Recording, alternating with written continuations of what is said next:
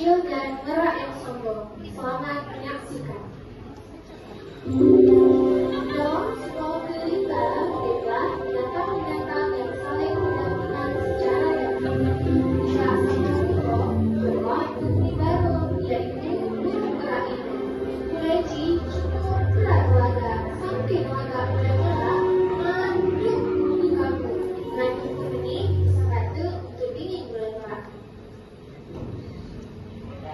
Oh, tak mereka perang. Dari ujung awal sampai ujung kaki, mana laga penyang cara mau. Look, aku beto ketukar.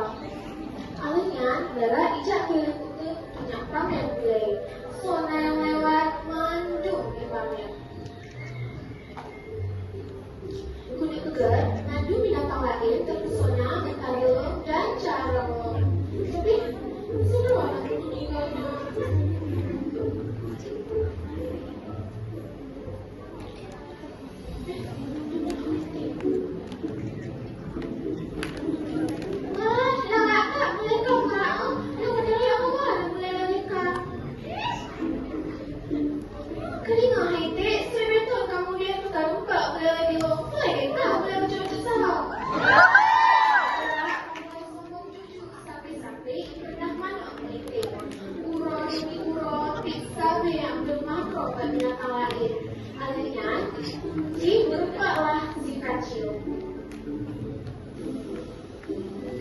Hai kecil, gua punya pegang-pegang kasih ada.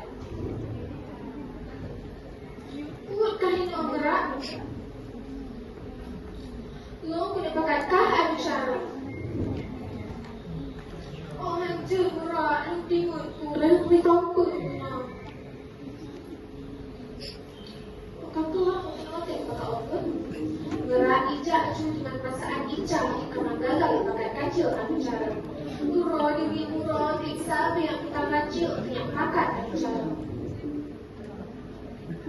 Enggak, iya orang tak ada cara buat tu. Oh, hancur geraknya aku kak gerak malam boleh kak boleh.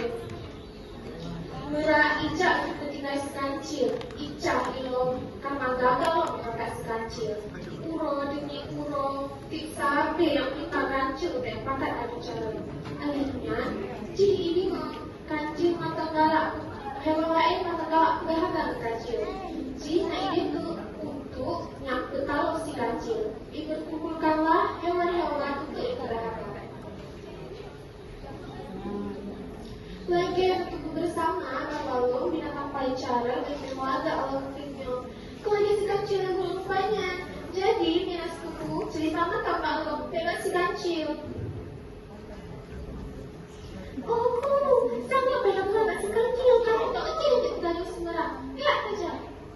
Mano mengintik ijak lah yang berupa si kecil. Mudah berupa raknya itu. Hai kecil, segera kamu tidurnya. Mana nak main boleh tak kau? Alihnya kau. Itu yang kau kau, kan?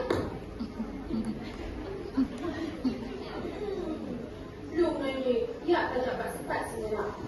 Kancil manuk mengitik ijak kat tempat semerak. Duduk watekan kat tempat semerak, kancil isurak. Kancil, kamu.